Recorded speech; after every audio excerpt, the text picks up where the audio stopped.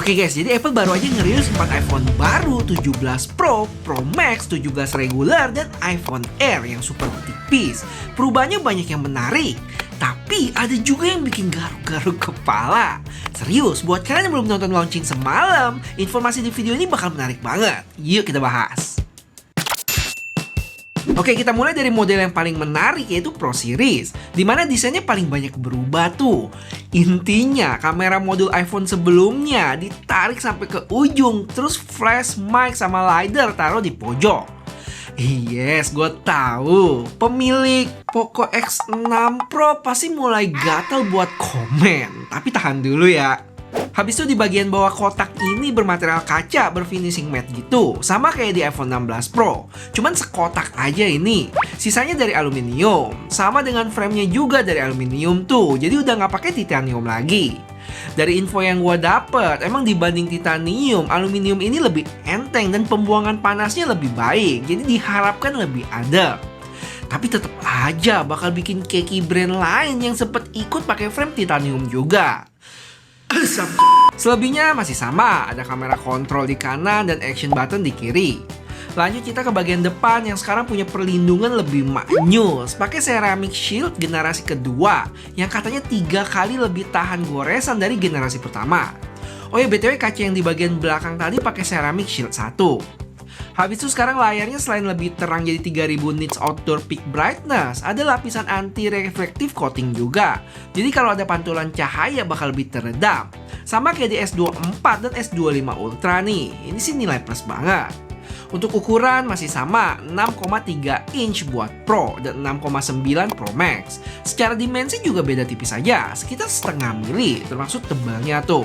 Secara berat juga ya, untuk Pro Max nih misalnya selisih 4 gram doang.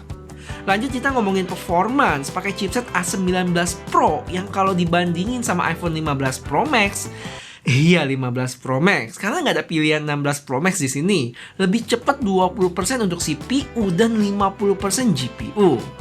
Terus sekarang juga ada vapor chamber yang bikin stabilitas performance-nya meningkat 40% dibanding iPhone 16 Pro. Dari sisi baterai juga terjadi peningkatan, dan katanya iPhone 17 Pro Max adalah baterai terbesar yang pernah ada di iPhone. Kalau gue lihat playback videonya meningkat sih dari 33 ke 37 jam dibanding iPhone 16 Pro Max. Jos banget, selisih 4 jam tuh. Kalau 17 Pro Max sama Pro biasa selisih sampai 6 jam loh. Terus kalau ngomongin charging, terjadi peningkatan dari 20 watt ke 40. Tapi ini buat kabel ya, sedangkan wireless chargingnya masih sama di 25 watt. Nah sekarang kita lanjut ke kamera. Ada 2 peningkatan yang wow. Pertama, dan ini favorit gua, yaitu kamera selfie-nya. Secara resolusi meningkat dari 12 ke 18 megapiksel yang dinamain center stage front kamera. Yang bikin spesial di sini, sensornya sekarang dia lebih gede dan berbentuk kotak. Jadi buat yang nggak tahu, kebanyakan sensor kamera itu punya ukuran 4:3 yang bikin framingnya jadi terbatas. Nah, dengan sensor kotak ini, framingnya jadi bisa lebih fleksibel ya. Yang artinya kalian bisa foto landscape tanpa harus putar HP-nya, jadi tetap pegang vertikal. Kalau dari sisi video juga katanya bakal lebih stabil. Cuman gue nggak tahu sih bisa sama kayak fotonya nggak ya. Kita shoot landscape dengan pegangan vertikal, karena di videonya nggak ada tunjukin itu. Pastinya ini fitur yang bakal gue cobain pertama kali saat pegang HP-nya. Jadi pastiin subscribe biar nggak ketinggalan. Sama gue juga penasaran fitur iconic flare-nya iPhone masih ada nggak tuh.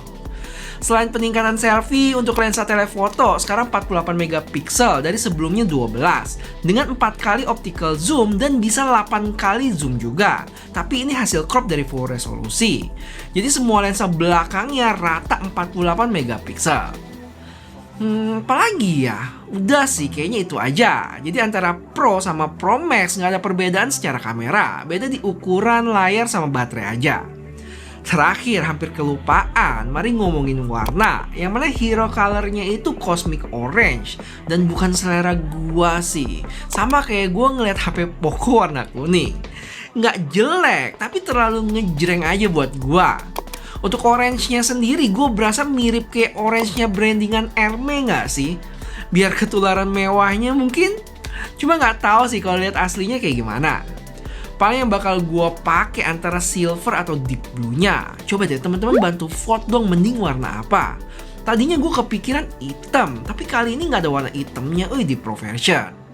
Terus kalau gue kepoin aksesorisnya, ada yang aneh sama clear case-nya deh. Katanya sih clear ya, tapi ditutup sama kotak putih berlogo Apple. Kayak ada yang disembunyiin gitu. Buat varian storage dan harga nanti kita bahas di belakang.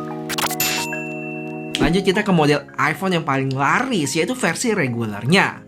Yang cukup disayangkan ya, karena kekonsistenan Apple akan layar 60Hz-nya dari tahun 2007 harus terhenti.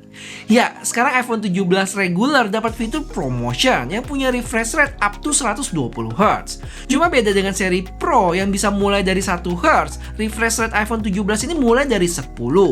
Terus karena ini jadi ketambahan fitur Always On Display. Habis itu untuk brightness-nya sama kayak Pro ya, lebih terang jadi 3000 nits. Untuk ukuran layar pun jadi lebih gede dari 6,1 inch ke 6,3 dengan perlindungan layar yang sama kayak versi Pro, yaitu Ceramic Shield 2 yang 3 kali lebih kuat dari goresan. Untuk performance pakai A19 tapi bukan yang Pro yang punya core GPU cuma 5 dibanding 6 di Pro version. Terus yang cukup meningkat dari sisi baterai ya, yang kalau gua cek video playbacknya bisa lebih awet sampai 8 jam sih. Jauh juga peningkatannya. Dan buat charging juga lebih cepat. Sekarang support 40 watt adapter dari sebelumnya 20 aja, yang diklaim ke 50% dalam 20 menit, yang sebelumnya 30 menit tuh. Terakhir untuk kamera dari sisi selfie sama kayak Pro version, meningkat jadi 18 megapiksel center stage yang gue jelasin tadi. Dan ultra wide-nya upgrade dari 12 ke 48 megapiksel.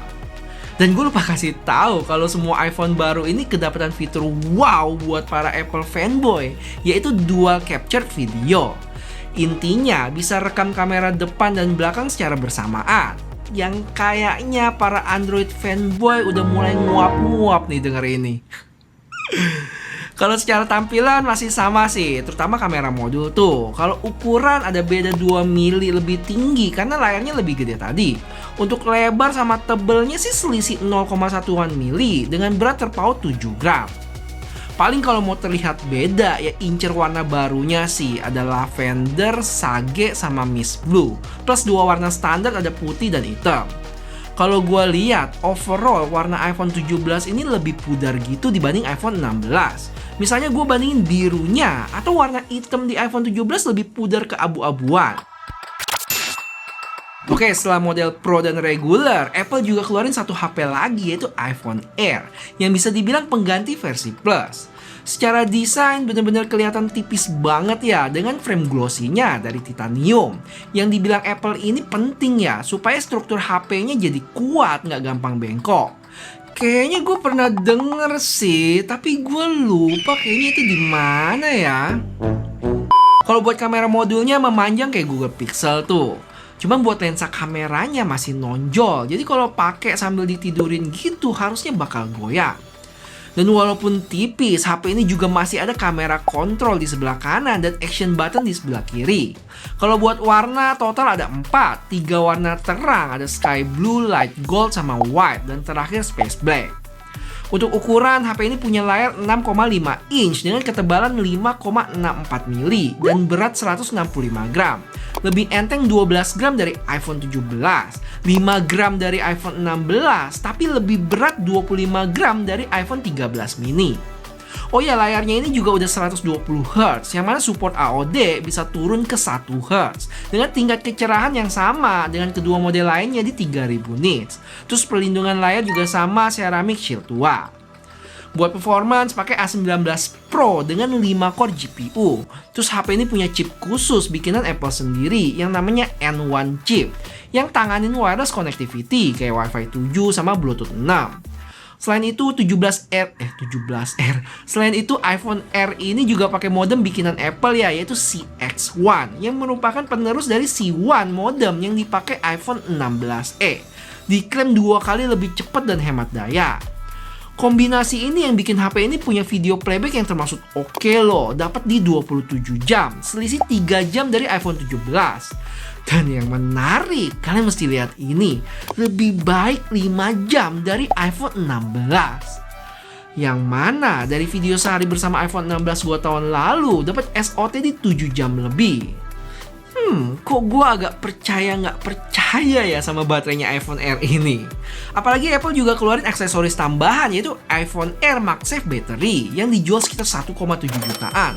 Bentuknya sih lumayan tipis dan diklaim bisa nambah 65% baterai. Gimana? Haruskah kita review juga, guys? Kalau setuju, boleh kasih tahu gue dengan like video ini ya. Dan lanjut buat kamera, cuma ada satu lensa doang 48 megapiksel dengan selfie yang sama kayak iPhone 17 lainnya, yaitu 18 megapiksel center stage front kamera.